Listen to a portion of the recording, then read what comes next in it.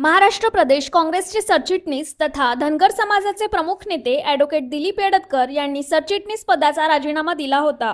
मात्र महाराष्ट्र प्रदेश काँग्रेस अध्यक्ष हर्षवर्धन सपकाळ यांनी त्यांचा राजीनामा नामंजूर केल्याची माहिती पक्षाचे वरिष्ठ उपाध्यक्ष ॲडव्होकेट गणेश पाटील यांनी प्रसिद्धी पत्रकाद्वारे दिली आहे.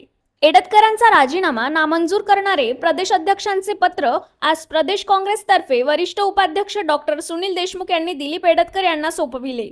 यापूर्वी ॲडव्होकेट एडतकर यांनी प्रदेशाध्यक्ष महाराष्ट्र प्रभारी रमेश चेनिथला, ज्येष्ठ नेत्या यशोमती ठाकूर तसेच ज्येष्ठ नेते सुनील देशमुख यांना ईमेलद्वारे राजीनामा पाठविला होता. आपला राजीनामा पत्रात त्यांनी प्रदेश सरचिटणीस पदाची जबाबदारी आपण न मागता देण्यात आली होती. ती आपण प्रामाणिकपणे पार पाडली असल्याचे नमूद करत यापुढे नाममात्र पदाला चिकटून राहणे शक्य नसल्याचे म्हटले होते. दरम्यान गुरुवारी काँग्रेसच्या विविध पदाधिकाऱ्यांनी ॲडव्होकेट दिलीप एडतकर यांच्या निवासस्थानी बैठक घेत त्यांना सरचिटणीस पदाचा राजीनामा मागे घेण्याची विनंती केली.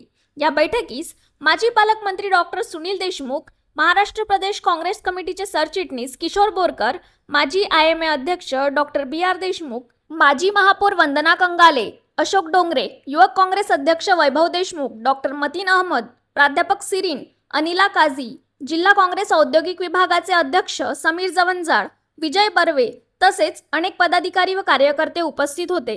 यावेळी डॉक्टर सुनील देशमुख यांनी ॲडव्होकेट एडतकर यांच्या स्वाभिमानी व स्पष्टवक्ता स्वभावाचा उल्लेख करत पक्षातील त्यांच्या योगदानाचा योग्य सन्मान राखला गेला पाहिजे असे मत व्यक्त केले व प्रदेश काँग्रेसतर्फे राजीनामा नामंजूर करणारे पत्र दिलीप एडतकर यांना सोपविले. काँग्रेस नेते किशोर बोरकर यांनीही ॲडव्होकेट एडतकर यांच्या कार्याचा गौरव करताना ते शाहू फुले आंबेडकर विचारांचे प्रखर पुरस्कर्ते असल्याचे नमूद केले. पक्षात काही नाराजी असू शकते, मात्र काँग्रेस पक्षासाठी कायमरित्या राजकीय परिस्थितीत त्यांच्यासारख्या नेतृत्वाची काँग्रेसला गरज असल्याचे ते म्हणाले. ॲडव्होकेट दिलीप एडतकर यांनी प्रदेश काँग्रेसच्या निर्णयाचा आदर करत आभार मानले आणि पूर्वीप्रमाणे कार्य करत राहू असा निर्वाळा दिला. त्यांच्या व्यक्तिमत्वाबद्दल मला सांगायची गरज नाही. आम वैचारिक बैठक, स्पष्ट वक्तेपणा आणि कबालीचा स्वाभिमान आणि स्वाभिमानासाठी कोणाशीही कधीही त्यांनी तडजोड केली नाही. आणि म्हणूनच असं हे जे व्यक्तिमत्व होतं की ज्या व्यक्तिमत्वामुळे मला प्रामाणिकपणे वाटते काँग्रेसला एक अर्धस्थपणा आला होता. पण जसं मी सांगितलं की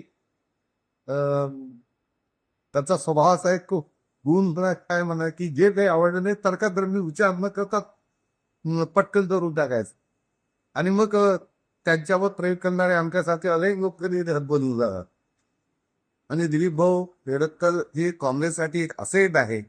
या बाबतीत आमच्या कोणाच्याही मनात युद्धाबदिस्थिती नाही आणि ही असेट आपण सांभाळून ठेवली पाहिजे. आमच्या काँग्रेसच्या अत्यंत वाईट कुसामध्ये किंवा काँग्रेसचे अच्छे दिन नाही आपण त्या दिवसामध्ये अशी ही असेट काँग्रेस पक्षावर काही कारणाने नाराज होत असेल तर पक्षाच्या सर्व कार्यकर्त्यांची जी प्रामाणिक इच्छा होती की आपण लिखी बाबूंना समजावून सांगितलं पाहिजे आणि तुमचं एक आदर दिवस स्थान आहे